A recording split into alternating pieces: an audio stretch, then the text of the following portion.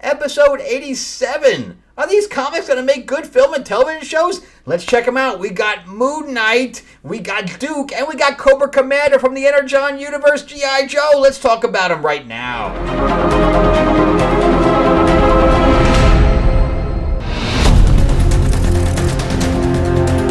Alright everybody, welcome back to the channel. Thank you so much for spending time with me. I am your host, Frank Zanca. I'm an award-winning screenwriter, novelist, and comic book writer, as well as a line producer, although I do have a film lined up for May, finally. Oh, damn you strikes. But here we, if you're first time being here, we are basically a pop culture channel. We talk about movies and television shows and comic books and board games and a bunch of other things as well. So yeah, so we're basically a big, broad pop culture channel. So welcome if it's your first time here. If not, and then welcome back. And give me a like and a subscribe if you're not subscribed already. That would be awesome. Help me grow the channel out. But also, if you're looking for anything else that I've written, you can check out Amazon. You can just type in Frank Zanca. There's plenty of books and graphic novels of mine. And we have a graphic novel called Lords of L.A.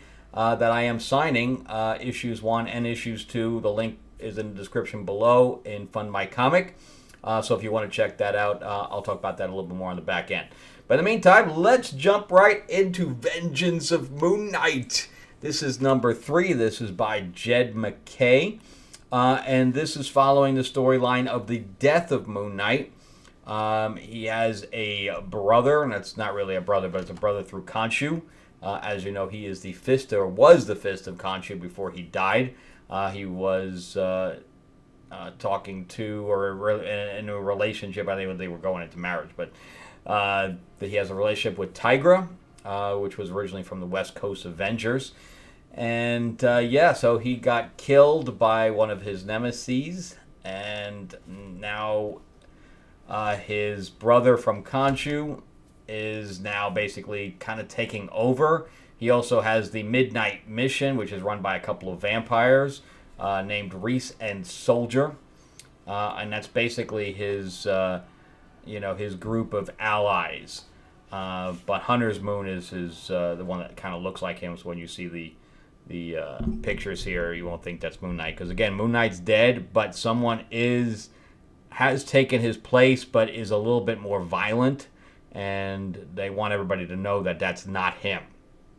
So again, we start out with this other Moon Knight that's now in black with some white overtone, beating the crap out of somebody. And I like the tone of this because, well, every book, one of their members is talking to the psychiatrist. So whether they're vampires or whatever, they're constantly going to the head shrink. And what he's saying, he's got, since he's a soldier, and that's what they call him, a soldier, even though he's a vampire, he has survivor's guilt. And he's like, I pledged my undying life to Moon Knight, and it should have been me that died. So that's what he's wrestling with. And we're at the Midnight Mission here, and he's toasting to one of these guys, etc. And then this guy walks in and says, "Look what Moon Knight did to me." And he's like, "It's not Moon Knight. I don't care what he looked like. It's not him." So he basically belts the guy and says, "Get the hell out of here." But I'm telling you, it's not him. So he's taking major offense to this guy.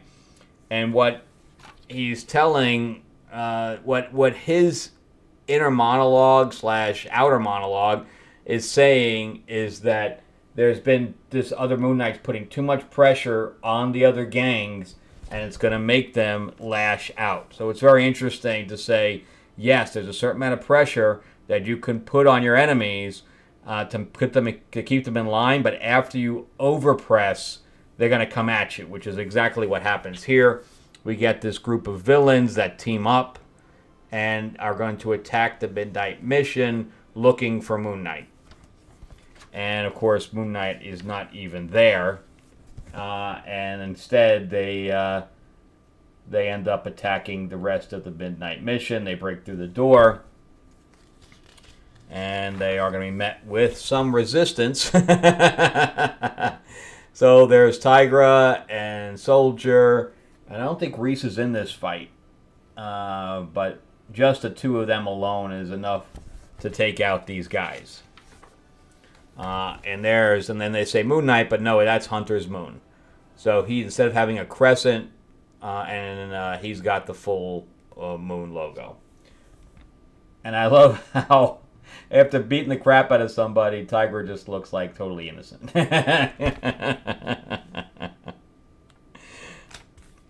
So yeah, they wiped them all out, and that's the end of that. There's Reese. She's there. So, yep. But the whole group is totally over. I'm kind of over the psychiatrist too. I know that's a way of getting the plot across without, having all this voiceover stuff, all these narrations. But I'm kind of over it for every single issue. So we get the other Moon Knight, and I like the background on that and stuff like that. I think that's really actually kind of nice work. The art is decent. It's very different, but I like it. It is stylized, but it's not lazy. Like I don't like lazy art that's not kind of finished. But anyway, so there's Chinatown, and they're having a meeting with this other 700-year-old vampire, Asian vampire, and they want to know where Moon Knight is, or this other Moon Knight, and they want to take him down. So the next issue, because we don't know who he is, I know a lot of people are getting very frustrated without knowing without the revelation of who the mystery is right now, of who the new Moon Knight is. But I like it, and I don't really mind them drawing it out a little bit to keep the anticipation going. But it looks like the next issue we're going to start seeing some hunting going on, so it'll get interesting from this point. Anyway, I like it. It would make a good series, because the original Moon Knight series was just boring as boring. Too many personality things going on, the switching back and forth. It just was not good, which is sad, because Moon Knight's such an interesting character, and there's a lot of horror that you can do with that, and then they made a Khonshu fight, God fight, at the end of that show was so bad. All right, so let's jump into the Energon universe here, and you are going to be the first if you're watching this, because this doesn't release till next week. Or does it come out Wednesday? Yeah, next week. It's Friday, so it doesn't come out till Wednesday. So this is the first time, so if I'm going to spoil this for you, if you haven't read it, then sorry. Unless you don't mind me going through it and, you reading it later. So if that's the case, I'm just warning you ahead of time. You might want to skip down to CobraCommander. That did come about this past week, so you probably read that already. But they're both by Joshua Williamson, which is funny that he's writing all these books at once. More power to him. He's got some stuff that he's doing very well, and he's got some stuff that's But then, that everything can't be great if you're writing 5-6 books a month. I mean, but these two are very good, and I was very worried about how they were going to handle G.I. Joes. I'm a big G.I. Joe fan, but I haven't really read a good G.I. Joe book in a long time. And I like how they started out with Starscream killing, his pilots and him as they jumped out of their plane. So Starscream's the Terminator, the Transformer, and he destroyed the planes that these guys were on, and then basically crushed them in his hand. And Duke was the only one to escape, so he told the rest of the G.I. Joe force about this, and Hawk wasn't hearing it, man. He's like, you need to go through psych eval. So finally he went out on his own to hunt this thing, but we're now on issue 4, and there hasn't been one Transformer in this whole thing. So apparently, I don't know, I like the setup, but the setup is apparently never going to be paid off throughout this. There's only one issue left. So, but anyway, so he gets captured and put in the pit, and then he ends up having Major Blood come down and try to get them. I guess whatever information he has Major Blood's looking to get, and Baroness is in the cell next to him. Baroness shoots Major Blood in the head. So we weren't sure if he was dead or not at this point. Of course, we all guessed that he wasn't. And then, Rock and Roll and Clutch was put in the cell next to him as well because Clutch was helping him. Rock and Roll and Stalker were the ones that brought him to the pit. So, but now they're all teaming up because we have this whole, assault on the pit by Major Blood and his team. So we have all this really good military action going on, and Duke is hurt, and Baroness is holding him at gunpoint and is about to kill him.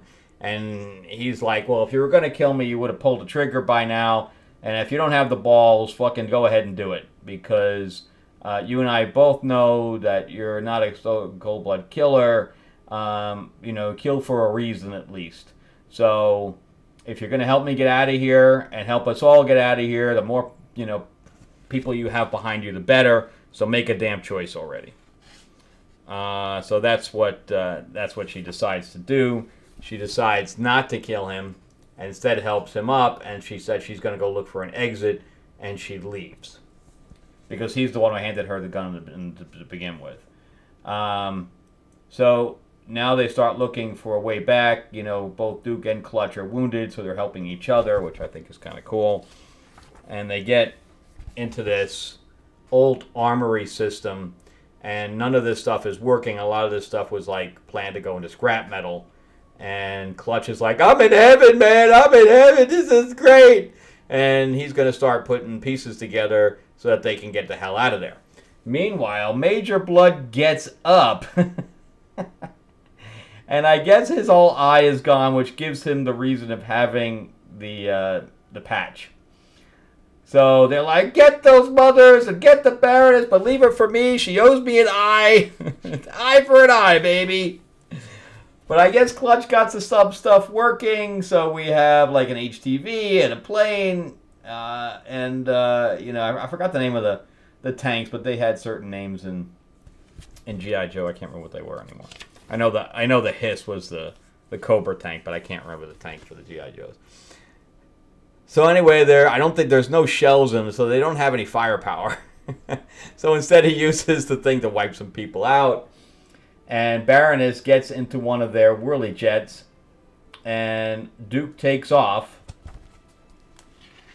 And I'm not really a huge fan of this artwork. It's like I said, it's a little bit of loose artwork. There's one of the Hiss tanks. And they're like, well, he escaped. Major Blood failed.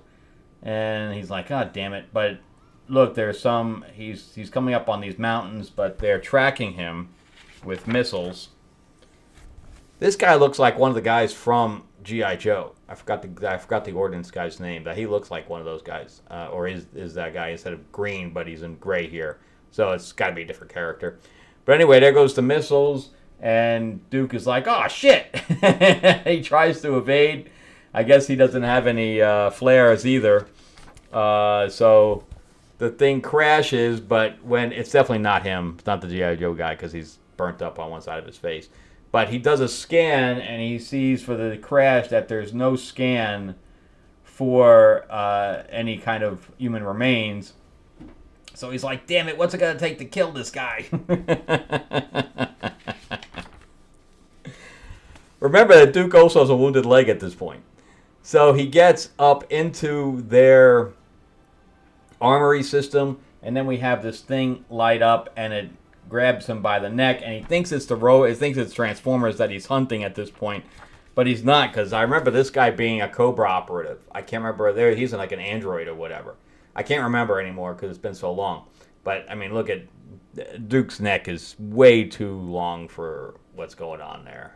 So the artwork that needed a little extra pass as far as the art's concerned. But yeah, this has been really exciting. It's good stuff. I would love to have a new good G.I. Joe movie that took everything a little bit more seriously and did Destro and CobraCommander correctly, which I don't think we ever really did. I don't think we ever got even Zartan correctly. But yeah, so it would be nice to finally get something that we can latch onto for G.I. Joe, because I think I think they tried to make it for kids. And I think that's what they did with it, and it just didn't work.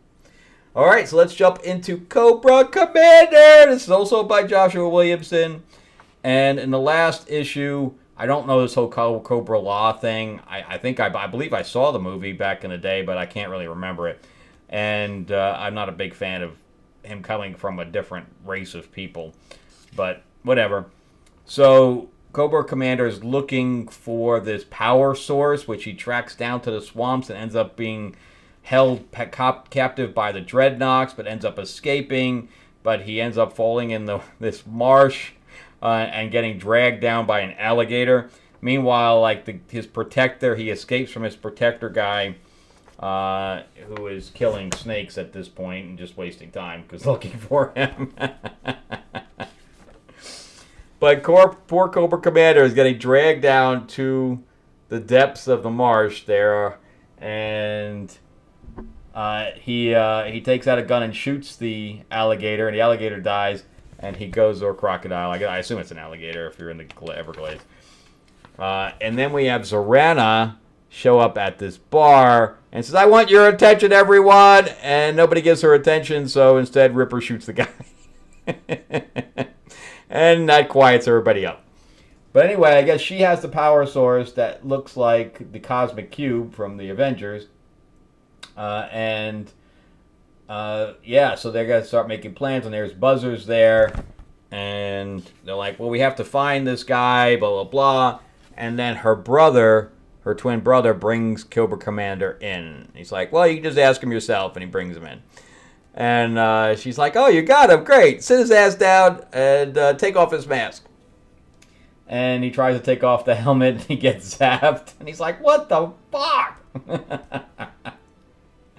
So they're fighting with one another, and that's important for later on because that's really my note here. I know he's got a limited amount of pages to make this thing work. But anyway, so they try to torch it off, and the guy's name is Torch. And it looks like it's working, but they're like, it's not working. But meanwhile, it's working because they have a big hole in it at this point. So it shouldn't have gone all the way through is what I think. So they burn him. He's not doing anything. They electrocute him. They try to buzzsaw the thing off. Nothing works. So he's sitting there in a pile of blood, so they're definitely not shying away from the violence here. I think that's pretty cool. And I really love this. I love this. So Ripper takes blood out of his wound and makes a smiley face on Cobra Commander. And you know that we all wanted to do that at one time or another. But anyway, so they leave him alone. They're about with all his weapons just really across the room. And he ends up talking to Buzzer, and this is where that little fight with Ripper is important. And he obviously knows about the guy. We don't know how he knows, but he knows about Ripper's past and him being a school teacher, and they really don't accept him, and blah, blah, blah. And that's why Ripper's always, messing with him. But anyway, so all of a sudden, I guess he started a fight by planting these notions into his head. So they crash through the door, this big fight going on, and that gives Cobra Commander a few seconds to get out. But they're still trailing him behind, and his protector shows up. So he's like, great. And Buzzer starts to chainsaw his face. And we realize that he's some kind of a robot. And they're like, what the hell is going on? So Cobra Commander's like, you can show them your true face. And he rips off whatever Terminator covering he has. And we end up with this, with bat wings, demon wings. And they're like, oh, what is going on here? So anyway, we don't see the fight scene. Everything is off camera. But yeah, apparently there's some major pain going on, and we have this smiley face on Cobra Commander. And that's how it ends. I don't know how they're gonna finish that up either in one issue. I don't know. No, it's gonna be two. Cobra Commander's 2 issues. I think they're both ending at 5. So I don't know. But yeah, goes along with the same thing as Duke. Really good stuff. Energon Music Universe is doing well. I just like in one part of this, we found out that Cobra Commander in Cobra Law had oh god, what's the name of the Transformer that turns into the gun? Megatron. That he has Megatron captured, but we don't see it at all. So again, we have 2 books that have references to Transformers that are not paying off. So it's interesting. But anyway, yes, love how this is going. And I'll recap here.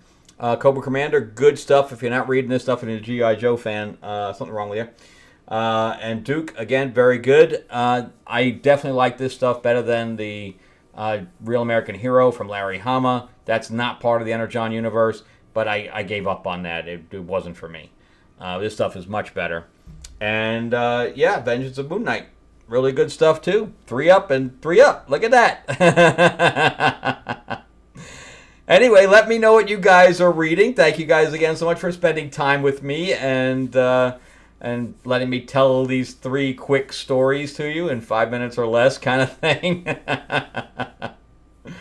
Remember to give me a thumbs up, give me a like, give me a subscribe. If you're not subscribed, why the hell not? Click the bell. If you don't want to give me a thumbs up, give me the middle finger. Whatever, I can take it, man. Do you hate all these books? Let me know if I'm just completely wrong.